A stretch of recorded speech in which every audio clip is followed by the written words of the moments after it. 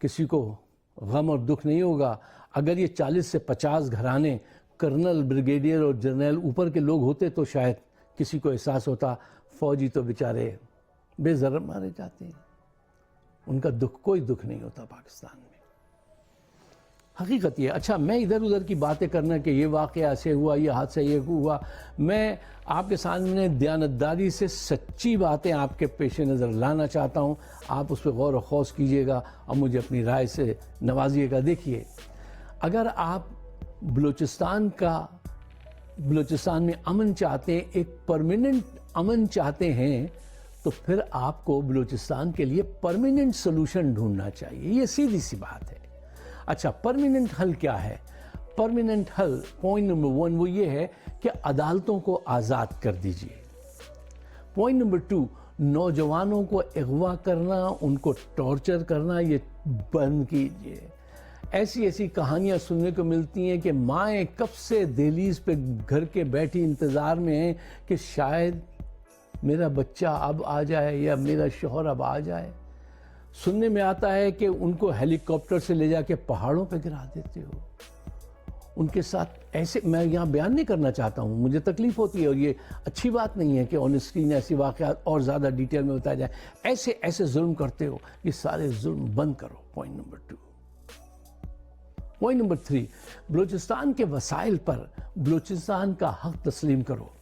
جو صحیح تقسیم ہے بلوچستان کے وسائل کی, بلوچستان کے وسائل پہ پہلا حق بلوچوں کا, دوسرا حق بلوچوں کا, تیسرا حق بلوچوں کا, چوتھا حق وفاق کا اور سارسوگوں کا. یہ جعفر ایکسپریس میں ان مسافروں نے سوار ہونا تھا, اور جعفر ایکسپریس آپ کو پتہ ہے کوئٹہ سے روانہ ہوتی ہے, آخری منزل اس کی پشاور ہوتی ہے. میں پوری معلومات کے ساتھ آپ کی خدمت میں حاضر ہوا ہوں, اور بلوچستان ایک بار پھر نشانے کے اوپر ہے. فلیٹ میں موجود ایک پورا خاندان ختم ہو گیا ہے اس دھماکے کے نتیجے میں. 25 سے 30 گاڑیاں جل کر راکھ ہو گئی ہیں, اور جو جانی نقصان ہوا ہے وہ بلوچستان میں حملوں کی اگر آپ تاریخ اٹھا کر دیکھ لیں تو یہ سب سے ایک زیادہ ہولناک حملہ اس لیے ہے کہ اس میں زیادہ تر خواتین نشانہ بنی ہیں اور معصوم بچے نشانہ بنے ہیں. دہشت گردوں نے آج جو وار کیا ہے اس کی ذمہ داری BLA نے, بلوچ لبریشن آرمی نے قبول کی ہے. اور اس ساری صورتحال کے حوالے سے اگر آپ دیکھیں تو BLA کا جو ایک خودکش حملہ آور یونٹ ہے مجید بریگیڈ, باقاعدہ اس نے یہ ذمہ داری لی ہے. جتنے اعداد و شمار اب تک سامنے آ رہے ہیں, کہیں پہ 14 افراد کی شہادت کی خبر ہے, تو کہیں پہ 23 افراد, تو کہیں پہ 30 افراد کی شہادت کی خبر ہے.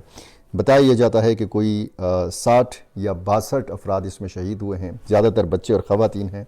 اور یہ شٹل ٹرین جو ہے یہ کوئٹہ کینٹ کے اندر سے روانہ ہوتی ہے. مقصد یہ ہوتا ہے کہ پوری سیکیورٹی میں اس شٹل ٹرین میں فورسز کے جوانوں کو, ان کے اہل خانہ کو محفوظ طریقے سے اس شٹل ٹرین میں بٹھایا جائے, اور ان کو سٹی ریلوے اسٹیشن کوئٹہ میں جہاں پہ جس ٹرین میں انہوں نے سوار ہونا ہے وہاں پہ ان کو سوار کرایا جائے. صبح 8 بجے کا یہ واقعہ ہے, اور آج کی تاریخ ہے 24 مئی, اتوار کا دن ہے. افسوسناک دن ہے, ایک المناک دن ہے, ایک سیاہ دن ہے کوئٹہ کے لیے, بلوچستان کے لیے, پاکستان کے لیے. اور یہ اتنی بڑی ٹریجڈی عید سے کچھ دن پہلے, عید الاضحیٰ سے 3 دن پہلے, بہت ہی بری خبر ہے پاکستانیوں کے لیے. اور اس سے یاد آ گئی اس پچھلے سال کے اس واقعے کی جو مارچ 11 کو ہوا تھا. تب عید الفطر آنے والی تھی, اور تب انڈیا کے اسپانسرڈ جو دہشت گرد ہیں BLA نے اس کی ذمہ داری تب بھی لی تھی. اور اس جعفر ایکسپریس کے حملے میں بھی بہت سارے مسافر شہید ہو گئے تھے. 33 دہشت گردوں کو ہلاک بھی کر دیا گیا تھا کیونکہ انہوں نے اس ٹرین کو میں مسافروں کو یرغمال بنا لیا تھا, جس آپریشن کے دوران ان 33 کو ختم کر دیا گیا, جبکہ 18 سیکورٹی اہلکار سمیت 26 افراد اس واقعے میں شہید ہوئے تھے. آج کے اس میں انہوں نے صرف ایک حملہ کیا ہے اور دہشت گردی کا واقعہ ہے. اس میں انہوں نے ٹرین کو یرغمال کرنے کی کوئی کوشش نہیں کی, اور اس میں سیکورٹی اہلکار سفر کرتے ہیں جعفر ایکسپریس میں. اور یہ جو حملہ ہوا ہے یہ ایک شٹل ٹرین کے اوپر ہوا ہے جو جعفر ایکسپریس تک مسافروں کو لے کے جا رہی تھی. ان میں وہ خواتین اور بچے تھے. 303 مسافروں میں जो ईद उल अज़हा की छुट्टियों पर अपने अपने घरों को जा रहे थे। तो बहुत ही एक जो दावा है इन दहशत गर्दों का कि वो अपनी आज़ादी की जंग लड़ रहे हैं, तो क्या आज़ादी की जंग अब औरतों और बच्चों को शहीद करने तक पहुंच गई है? तो इसमें जो खबर आई है उसके मुताबिक सुबह 8 बजे ये वाक़या हुआ और एक गाड़ी जो थी बारूद से भरी हुई वो ट्रेन में ला के उन्होंने टकराई, जिससे ये इतना बड़ा नुकसान हुआ और फिर बीएलए ने इसकी जिम्मेदारी भी कबूल की है। और ये बलूचिस्तान में एक मरतबा फिर से बहुत ही खौफनाक दहशतगर्दी का हमला हुआ है, जिसमें अब तक की इतलात के मुताबिक तकरीबन 60 से ज्यादा लोगों के मारे जाने की इतलात मौसूल हो रही हैं। इतलात तक, मालूमात तक, वाक़े की जो डिटेल्स हैं उस तक मुकम्मल रसाई तो नहीं, लेकिन एक बहुत बड़ी तादाद में लोगों के जख्मी होने का भी कहा जा रहा है। पाकिस्तान मुसलसल दहशतगर्दी का शिकार है। बलूचिस्तान के हालात सबके सामने हैं। खैबर पख्तूनख्वा सूबे के अंदर जिस लेवल की दहशतगर्दी मजहबी दहशतगर्दों ने, जिनको माजी में पाकिस्तान के इदारों ने खुद पाला पोसा बड़ा किया, उन्होंने एक क़यामत बर्पा की हुई है। खैबर पख्तूनख्वा का शायद ही कोई शहर हो जहां रोजाना की बुनियाद के ऊपर कोई ना कोई दहशतगर्दी की सरगर्मी ना होती हो।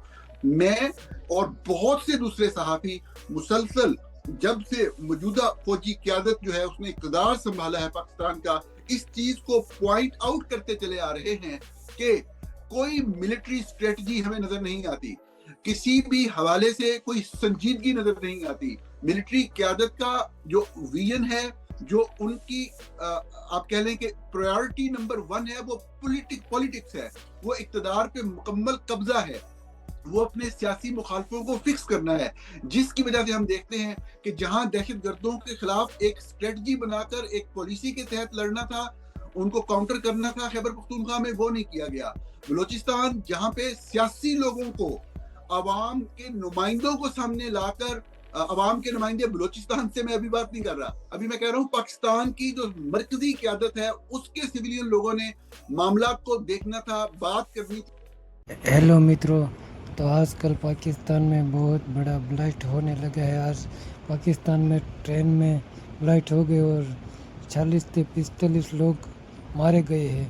और पाकिस्तान में बार बार ऐसा ही होता है, क्योंकि पाकिस्तान में आतंकवादी और फौजी सब एक ही है, सब एक ही लोग हैं, फौजी और आतंकवादी, क्योंकि ये लोग तो इस वीडियो में आपकी क्या राय है ये हमें ज़रूर बताइए, कमेंट ज़रूर करना। और आपको कोई भी कमेंट ना करना हो तो खाली जय हिंद लिख देना। और आप वीडियो को लाइक और शेयर ज़रूर करें। सब्सक्राइब ना करें तो कोई बात नहीं, लेकिन लाइक ज़रूर करें। जय हिंद।